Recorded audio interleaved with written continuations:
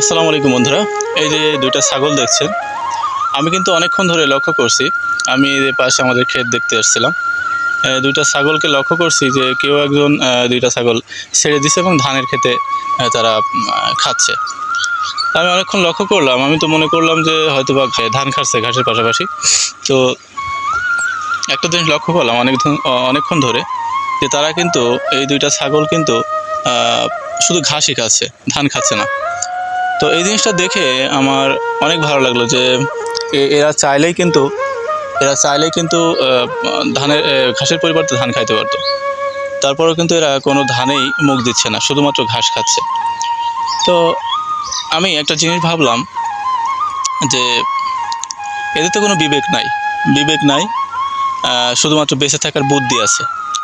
তো বিবেক না থাকার পরেও এরা জাস্টিফাই করতে পারছে যে কোনটা খাওয়া উচিত এবং কোনটা খাওয়া উচিত নয়। তো যদি এদের সাথে মানুষের তুলনা করা হয় তাহলে দেখবেন যে মানুষের বিবেক বুদ্ধি দুইটাই আছে এবং মানুষকে সৃষ্টির শ্রেষ্ঠ জীব বলা হয় এবং শ্রেষ্ঠ মাখলুকাত বলা হয়, যার অর্থ হচ্ছে মানুষ সৃষ্টির সেরা জীব। তো মানুষ সৃষ্টির সেরা জীব হয়েও দেখবেন যে এমন কাজ করে যেটাকে এই সকল পশুর থেকেও নিকৃষ্ট বলা যেতে পারে। যেমন একজন মানুষ বর্তমানে কোনটা হালাল কোনটা হারাম সেটা কিন্তু তোয়াক্কা করে না, হাতের কাছে যা পায় সেটাই খায়। এবং মানুষ অন্যায়ভাবে মানুষকে অত্যাচার করে, হত্যা করে, গুম করে, খুন করে, ধর্ষণ করে।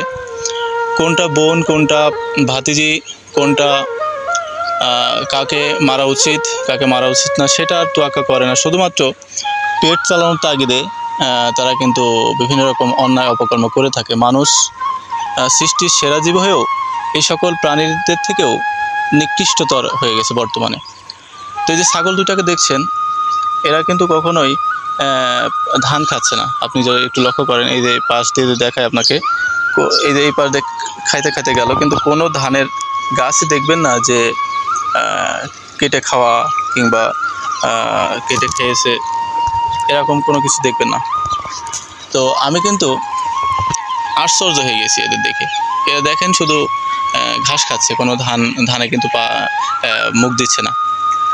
তো বর্তমান মানুষ এবং এদেরকে যদি পাশে রাখা হয়, দুইয়ের মাঝে তুলনা করা হয়, তাহলে আমার মনে হয় এই যে জীব, অবলা জীব, এদেরকেই শ্রেষ্ঠ জীব বলা উচিত।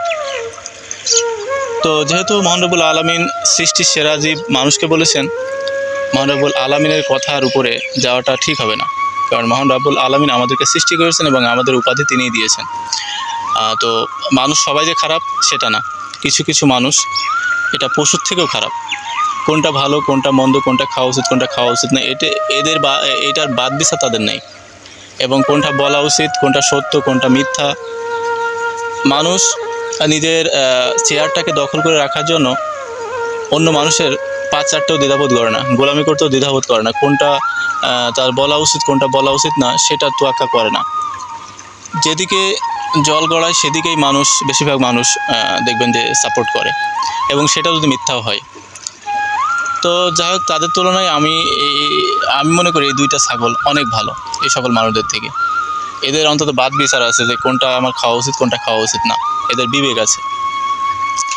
তো যাই হোক, এদেরকে আমি শিক্ষিত ছাগল নামে অভিহিত করেছি যে আসলে শিক্ষিত। এরা কোনো শিক্ষা প্রতিষ্ঠানে না গিয়েও এরা আসলেই বোঝে এবং বিবেক আছে, এবং তারা বুঝতে পেরেছে কোনটা খাওয়া উচিত আমার কোনটা খাওয়া উচিত আমার জন্য, কোনটা হালাল কোনটা হারাম সেটা বুঝে তারা কিন্তু খাচ্ছে। তো যাই হোক বন্ধুরা, এতক্ষণ আমার সাথে থাকার জন্য আপনাদেরকে অসংখ্য ধন্যবাদ। এবং এই সকল মানুষদের থেকে দূরে থাকুন এবং পারলে তাদেরকে সদুপদেশ দিয়ে তাদেরকে সঠিক পথে নিয়ে আসুন। আর যদি তারা না আসে তাহলে তাদের থেকে পরিত্যাগ করুন। ধন্যবাদ।